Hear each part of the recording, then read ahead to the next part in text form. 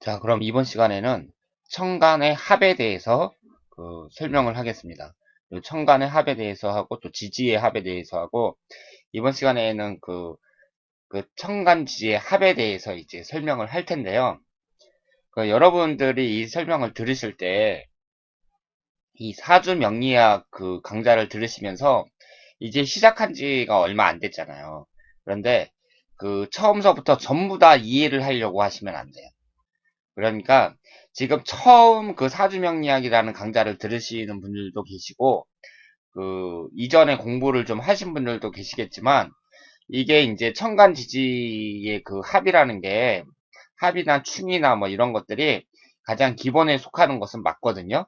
하지만 제가 원리 위주로 설명을 하다 보니까 원리적으로 볼 때 왜 이런 결과가 나오는지 그것을 이제 이해시키려면은 이 가불병정 무기경신 임계라는 이 십천간부터 십이지지까지 하나하나 그 글자를 잡고서 계속 설명을 해야 됩니다. 그러면 시간도 너무 오래 걸리고 그리고 처음 이 사주명리학을 접하시는 분들은 너무 힘들어요. 그래서 제가 지금 하는 설명이 이해가 안 되시더라도 일단 넘어가시고요. 이해가 안 되더라도 넘어가시고 나중에 중급과정, 고급과정 지나서 하다 보면은 이제 했던 설명을 다시 반복하게 되거든요. 그때 되면 확실하게 원리를 이해하시게 될 겁니다. 자, 그러면 이 천간의 합부터 들어가 보도록 하겠습니다. 이 합이라는 것은 춤과는 달리 양과 음이 서로 만났을 때, 음과 양이 서로 만났을 때 합이 되는 거예요. 아까 충은 양은 양끼리, 음은 음끼리라고 말했잖아요. 그런데 합이라는 것은 양과 음이 합쳤을 때 합이 됩니다. 그러면 이 합이라는 것은 토도 합이 되기 때문에 이 총 5개의 합이 있는데요. 여기 보시면 이 갑기합토라는 게 있고요. 을경합금이라는 게 있고 병신합수가 있고 정임합목이 있고 무게합파가 있습니다. 그러면 이 5가지의 합을 봤을 때 우선 특징이 충이라는 것은 뭐 갑경충, 을신충 이런 것은 그냥 충으로 끝났는데 이것은 합이 되면서 오행이 하나 발생을 하죠. 그러니까 갑기합 토라는 게 발생을 하고요. 을경합 금이라는 게 발생을 해요. 그래서 목화 토 금수 이 5가지 오행을 이제 합이 되면서 다 하나씩 만들어내는 거죠. 합이라는 것이 이런 특징이 있어요. 그리고 그러면 이제 갑기합토를 보면 목하고 토하고 딱 있을 때 이 양목하고 음기하고 서로 결합을 해서 갑기합 토가 됩니다. 그러니까 양하고 음하고 결합이 돼야 토가 되는 거지 합이 되는 거지 양과 양끼리 음과 음끼리는 합이 안 됩니다. 그리고 여기 또 볼까요? 을이라는 을목하고 그리고 경이라는 양금하고 서로 합쳤을 때 을경합 금이 되면서 또 합이 되고요. 그리고 병신합수 이 양화와 음금이 합치면서 이 수기운을 만들어내고 무게합파 양토와 음수가 합쳐서 이 화라는 합을 만들어냅니다. 자, 그러면 이 왜 갑하고 기가 합이 되면서 토라는 기운을 만들어내고 왜 을과 금이라는 또 천간이 서로 결합을 하면서 금이라는 그 오행을 만들어내는지 다 원리가 있어요. 원리가 있는데 지금은 제가 이제 설명을 해드리는데요. 이게 이해가 안 되더라도 넘어가시고 이 사주명리학 한 중급 과정 정도 지나서 고급 과정 들어갈 때쯤 그때 되면 확실하게 이해가 되실 겁니다. 그러니까 처음서부터 모든 걸 다 알 수는 없는 거예요. 다시 한번 말씀드리지만 이 천간지지 그럼 총 32글자잖아요. 22글자잖아요. 이 한 글자 한 글자를 자꾸 오랫동안 설명을 해야 돼요. 그러면 처음 시작하는 분들이 너무 힘드니까 일단 설명하는 걸 들으시고 한번 그냥 이렇게 들으시면서 넘어가시기 바랍니다. 이 갑기합토라는 거는요. 이 갑이라는 이 양목이 어떻게 생겼냐면 밭전자에 이렇게 딱 뿌리를 내리고 있잖아요. 이 갑이라는 글자를 보면.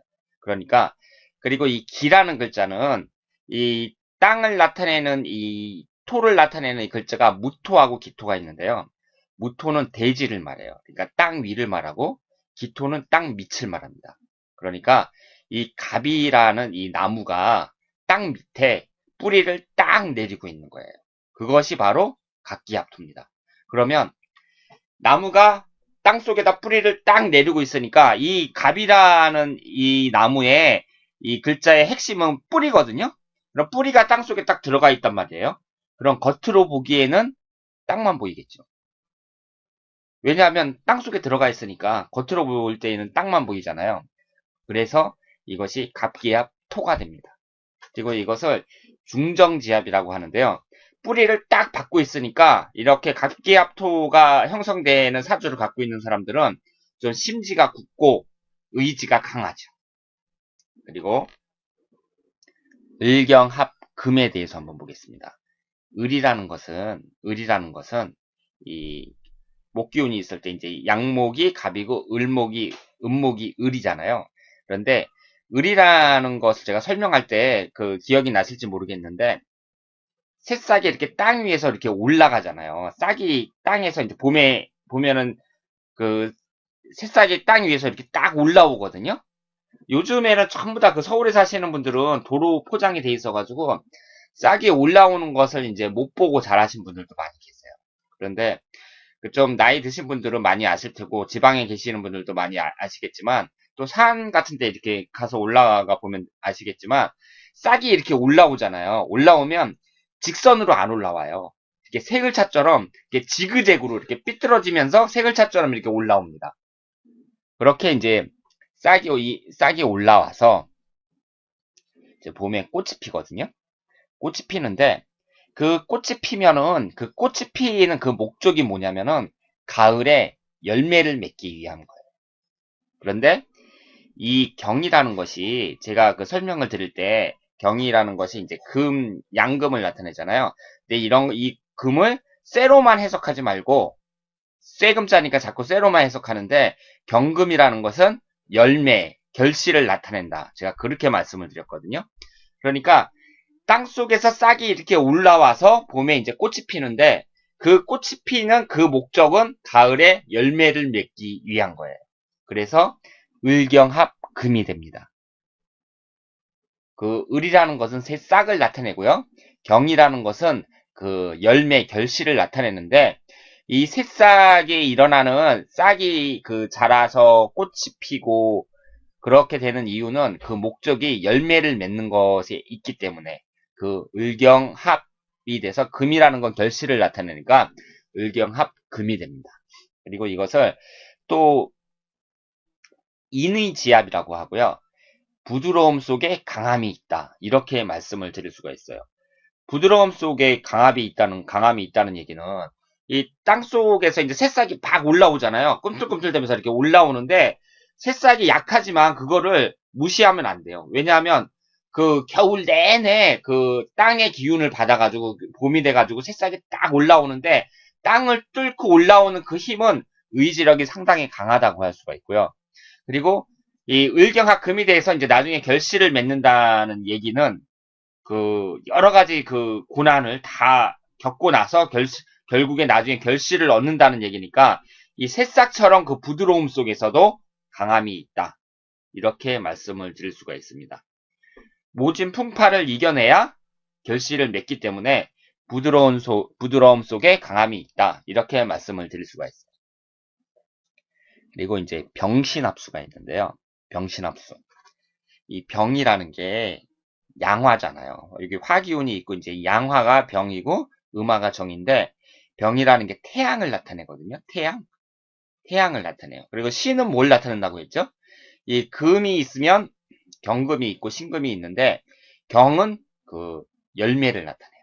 열매를 나타나고 그 열매 안에 보면은 씨가 있잖아요. 그 씨라는 게 또 뭡니까? 새로운 생명을 잉태하게 하게끔 하는 그 원인이 되잖아요. 그 씨가 있어야 다시 또 씨가 땅속에 들어가가지고 겨울 내내 이제 그 영양분을 받고 자라다가 봄이 되면은 싹을 피울 수가 있는 거죠. 그게 바로 신이거든요.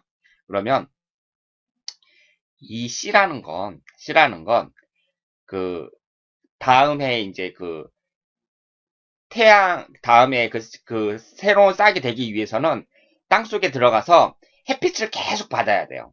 햇빛을 계속 받으면서 이제 그 봄이 되면 이제 싹이 딱 피는데 이 씨라는 것이 그렇게 되기 위해서는 그러니까 생명을 잉태하게 하는 그 원인이 되기 위해서는 그 물을 품고 있어야 합니다.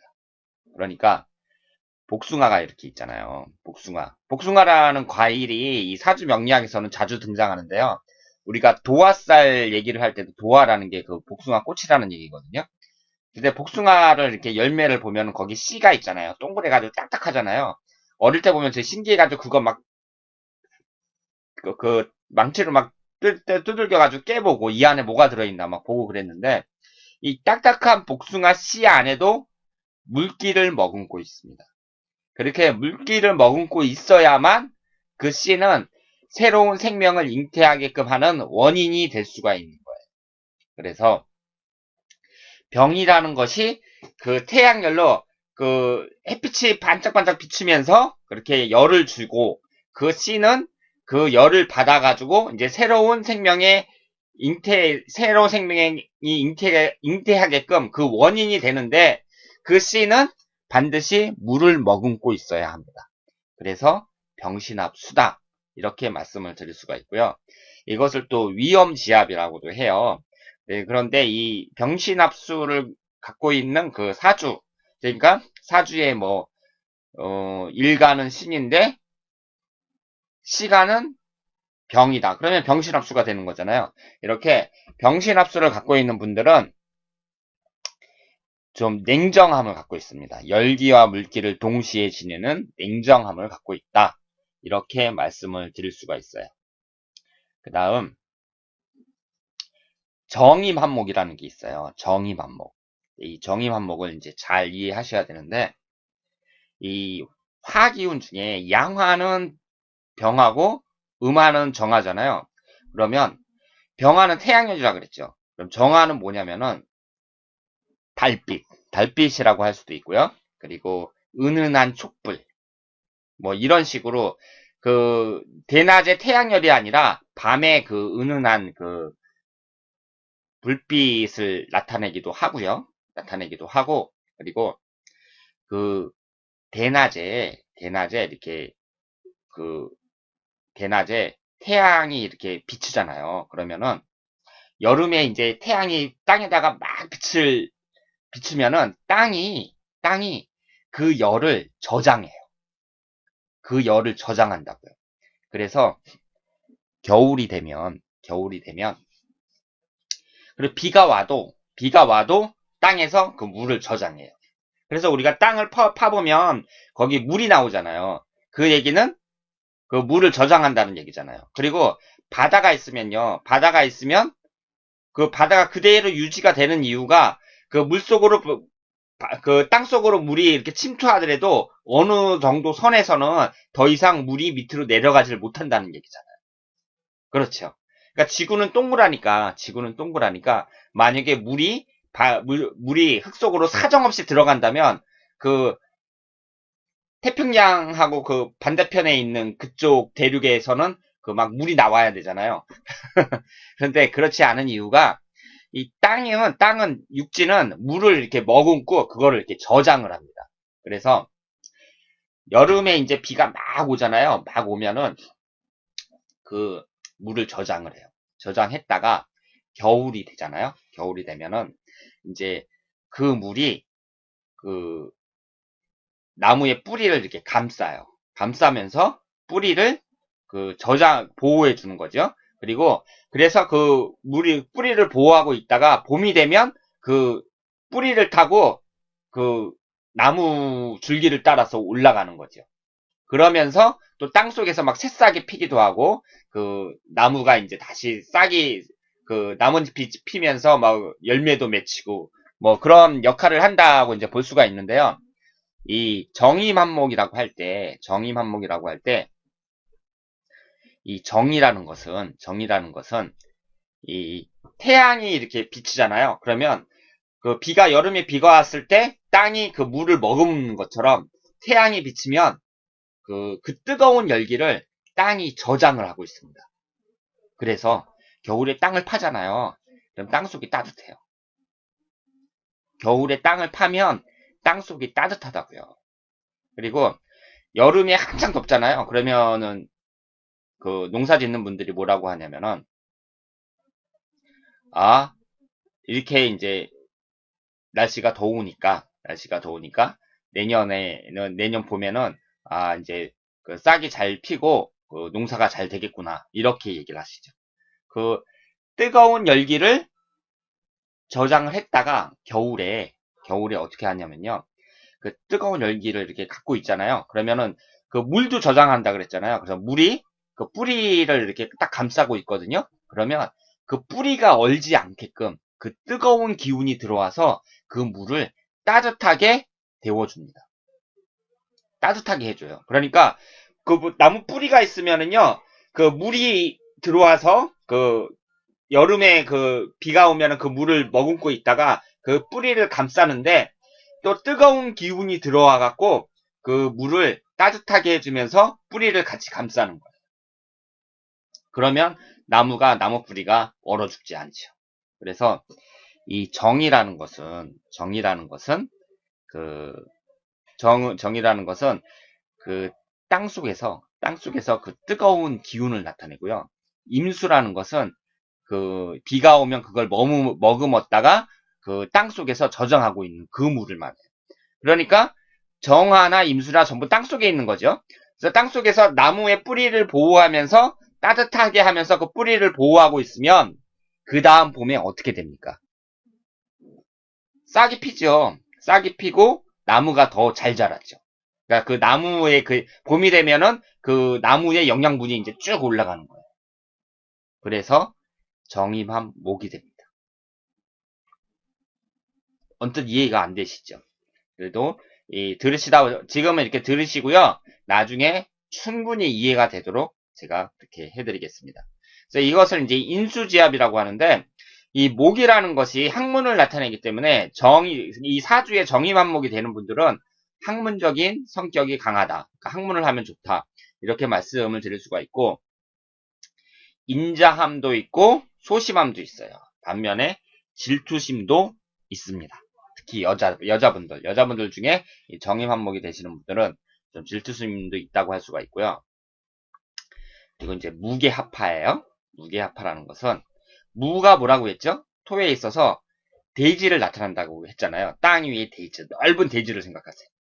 그리고 개라는 것은 이 개자가 여기 보면 하늘천자가 있잖아요. 그래서 고서를 보면, 그러니까 옛날 책을 보면 비우자하고 똑같이 쓰였어요.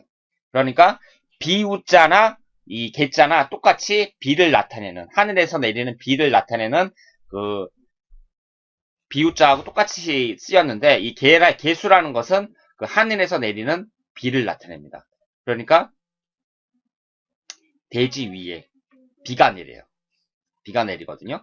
비가 내린 다음에 또 어떻게 돼야지 싹이 잘 자라죠? 태양이 비쳐야죠. 대지 위에 비가 내렸으면 그 다음엔 태양이 비쳐야 싹이 잘 자라요. 그래서 무게합파라고 합니다. 그것을 무정지압이라고 하고요. 머리가 좋고 미인들이 많다 그래요. 그러니까 사주에 무게합파가 되는 분들은 미인들이 많아요.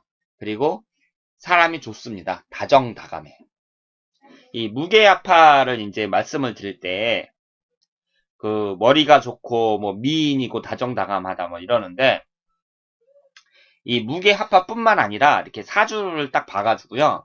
합이 많으면 사람들이 이제 다정다감하고 사람이 좋은 경우가 많고 충이 많으면 간사하고 야비한 경우가 많습니다. 그러니까 여러분들이 사주를 볼 때요. 사주를 감명할 때 충이 많잖아요. 그럼 좋은 사주가 아니에요. 그리고 충이 많은 사람들하고는요. 그 처음에 이제 이걸 알았다. 그러면 사귀지 않는 것이 좋습니다. 이 충이 많은 사람들은 그 안 좋아요. 안 좋고 지금 근데 그 이 동영상을 보시는 분들 중에 이 충이 많으신 분들이 많으실 텐데 그런 것도 어쩔 수가 없습니다. 어차피 사주를 공부하다 보면은요, 당연히 자기 사주를 이렇게 맞춰보거든요.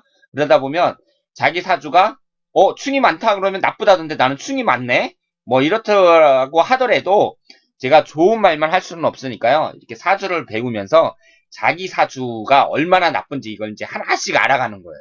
그러면 이제 괴롭죠. 막 괴롭다가 나중에 알면 알수록 나쁘거든요. 그러면은 한 보름 정도 이렇게 막 괴롭고 막 일도 안 손에 안 잡히고 막 그러다가 나중에 이제 체념을 하죠. 체념을 하다가 뭐 이제 나중에는 그 초월을 하게 됩니다. 그러니까 저도 그렇고 이 사주 공부하시다 보면은요. 어쩔 수가 없어요. 그런데 나쁘더라도 나쁜 것은 말씀을 드릴 수밖에 없고 이 충이 많으면 간사하고 야비한 경우가 많고 또 꼭 그렇다기보다도 하여튼 안 좋아요. 충이 많으면. 합이 많으면 사람들이 좋다. 그러니까 합이 많은 사람하고는 친해지면 좋다. 이렇게 말씀을 드릴 수가 있습니다. 그리고 이 천간의 합을 보면은요. 보세요. 갑을 1번이라고 했을 때 1, 2, 3, 4, 5, 6. 충은 7번이었는데 합은 6번째죠. 갑기합토, 을경합금. 전부 다 6번째입니다. 그래서 이것을 육합이라고 합니다. 육합. 자, 그러면 천간의 합은 이제 정리를 하자면 갑기합토, 을경합금 이렇게 쭉 나오는데요. 이 양과 음이 서로 만났을 때 합이 이루어진다. 그러니까 충과는 다르게 충은 양은 양끼리, 음은 음끼리 만났을 때 충이 이루어지고 남자와 여자가 만나면 좋잖아요. 좋으니까 합이 이루어지죠. 남자하고 여자가 만나면. 싸우는 거는 남자들끼리 만났을 때 뭐 서로 치고받고 싸우든가 여자들끼리 서로 머리 잡고 싸우지 남녀가 만나면 좋은 거잖아요. 그러니까 양과 음이 됐을 때 서로 합이 되는 거예요. 그리고 이 합이라는 것은 합이 되고 나서 새로운 오행을 유출을 시켜요. 그걸 이제 아셔야 되고 그런데 제가 이제 가장 중요한 것을 말씀을 안 드렸는데 이게 이제 갑기합 토가 됐잖아요. 갑기합 토가 됐으면 이 갑이 토가 됐으니까 이 갑이라는 것이 그럼 없어지느냐? 그렇지 않습니다. 나무 뿌리가 땅 속에다가 이제 나무 뿌리를 딱 박았어요. 박아서 겉으로 보기엔 뿌리가 안 보여요. 그래서 토라고 하거든요. 그렇다고 해서 그 뿌리가 없어졌습니까? 아니거든요. 그대로 남아있어요. 그러니까 합이 되더라도 각기합 토가 됐더라도 갑목이 없어진 건 아니에요. 다만 토의 기운이 강해졌다. 이렇게 생각을 하시면 되겠습니다. 그럼 을경합 금이 됐다고 해서 을목이 없어졌느냐? 아닙니다. 다만 금의 기운이 강해졌다. 이렇게 보시면 되겠고요. 그럼 병신합수 같은 경우는 병화하고 신금인데 수라는 새로운 전혀 다른 오행이 이제 생성이 됐잖아요. 그러면 병화하고 신금이 없어졌느냐? 그게 아니라 병화하고 신금이라는 에너지는 그대로 남아있는 상태에서 수의 기운이 생성됐다.